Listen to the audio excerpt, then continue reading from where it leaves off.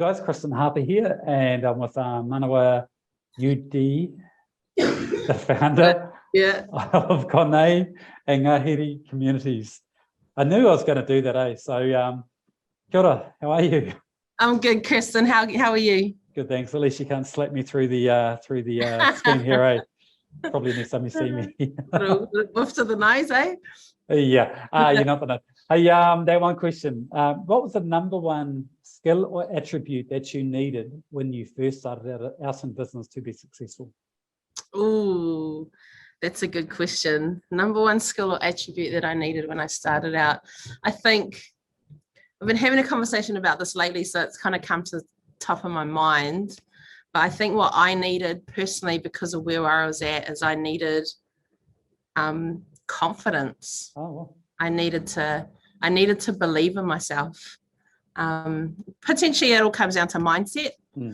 Needed to have the right mindset and able to make a shift from always doing what someone else wanted me to do into taking the lead and doing what I wanted to do.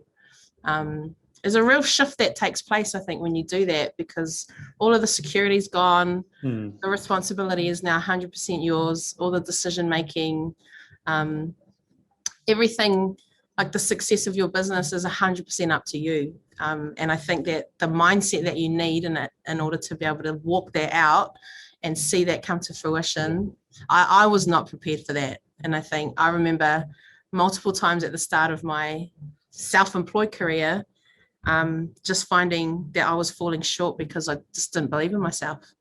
And maybe I didn't have the skill or the experience yet, so that would like contribute to my doubt.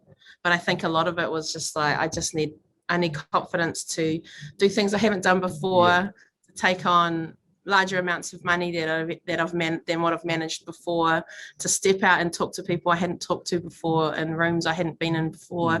I felt like that was like an onslaught for the first few years.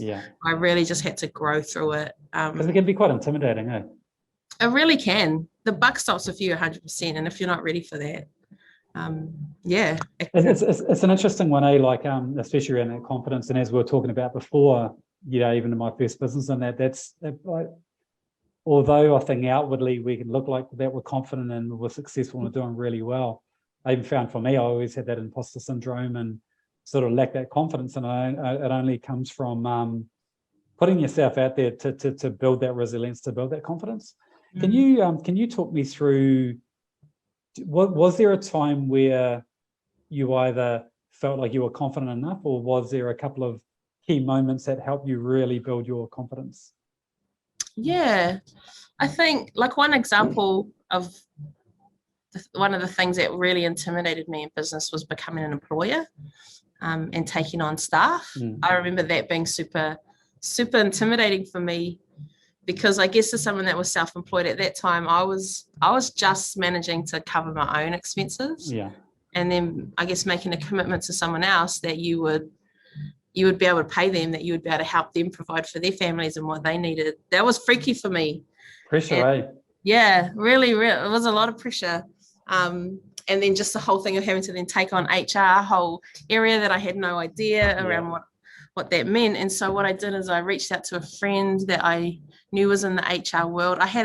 We kind of hadn't connected in a long time, but I reached out anyway, and we caught up over coffee, and she just really like brought HR back down to what it really is, which is leading people and managing people and caring for people. And she just encouraged me and said, you're actually really good at that. There's all these systems and stuff that have to happen, but there's people that can do that. She's like, the key to HR is your people, and you're naturally good at that. And that just helped me kind of think, okay, maybe I can do this.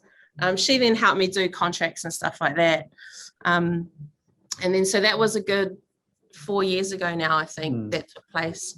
Now, when I look at how I am as an employer and how I manage HR, like just this morning, I was in a phone call about an HR situation, and the person I was talking to didn't know how to handle it, and I felt that I could confidently encourage them, give them some advice. This is how I would do it. Have you been trying these things?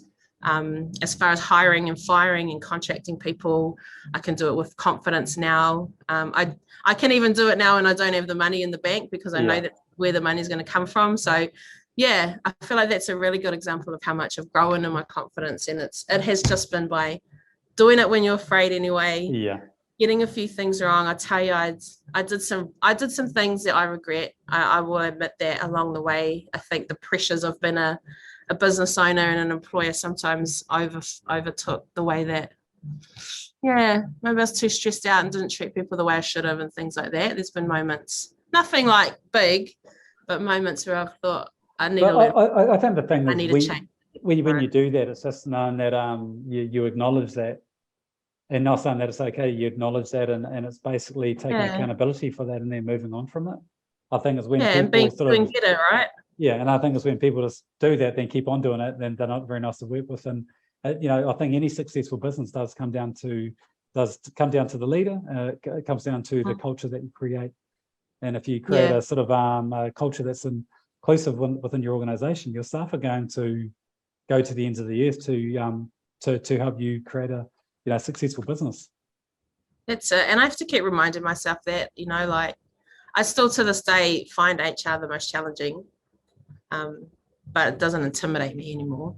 But I still have to remind myself, I constantly am reminding myself, like, these guys, they don't have to work for us. They don't have to do what they do for us.